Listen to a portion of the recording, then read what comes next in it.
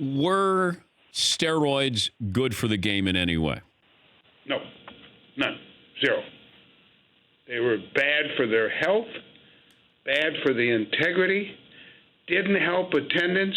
Attendance after the McGuire-Sosa 98 went down in 99.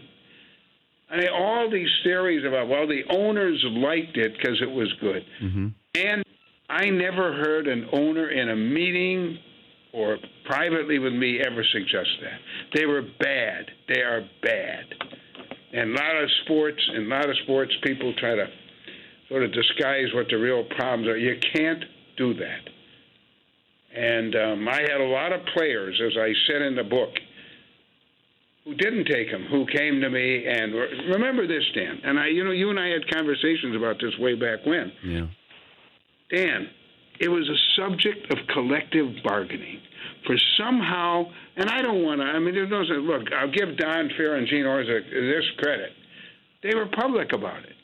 Anybody who followed shouldn't have been surprised. Yes, I banned them in the minor leagues in 2000 for the 01 season, but I could do that unilaterally. The rest was one of the most tense, difficult negotiations that lasted many years that I was involved in. You know, I don't know if it's more when people think of your tenure there, is it more about steroids or is it more about Pete Rose? Because it feels like every single year steroids come up and Pete Rose comes up at the Hall of Fame. Which one did you grow tired of more answering questions about? I did something about the steroid thing, and I did what I thought was right about Pete Rose. But I want to say this to you, and I try to say this in the book. The baseball period that I was the commissioner, especially the last 15 or 20 years, was really the golden era in terms of attendance, revenue, everything else, Dan. So I don't agree with you. I don't agree with the premise of that question. What I would say to you is we were at $1.2 billion in 92, and we were at 11 or 12 billion when I left. And so you say, well, I don't agree with that at all. I'd hear about the Pete Rose, not much. And in the steroid thing, Dan, we did what no other sport does.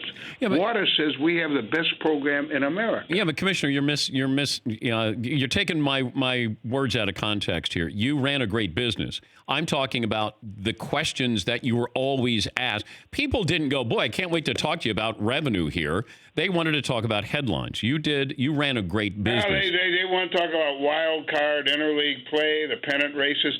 The Pete Rose thing was not much, really. I met with Pete, Johnny Bench and Mike Schmidt, and my friend Joe Morgan brought him there, and that was it. And outside of that, he came to Cooperstown, and even stopped doing that after a while, by the way. Yeah, I'm glad that he finally did. As for the steroid thing, when we made our first deal in 02, and a better one in 06, and a better one in 11, and then they made a better one afterward. I think our fans thought, and they told me so, is we had dealt with the problem, Dan. We didn't. I mean, nobody denied the existence of the problem. We did it. Do you think steroids still play a role in baseball? I asked Dr. Gary Green that a lot because he's a leading steroid expert, and he really knows this stuff. I would not sit here today and tell you no, but I really believe we have cleaned it up. George Mitchell made 20 recommendations. We cleaned club. I talked to a lot of people in the game yet, and they're convinced very, very, very little. My best to the family, Commissioner, and thank you very much for joining us. Great to talk to you again. Thank you, Dan. As always, I really enjoyed talking to you, and I look forward to seeing you soon. For more Dan Patrick Show, tune into Audience Channel 239 on DirecTV. Stream for free on BR Live or download the Dan Patrick Show app.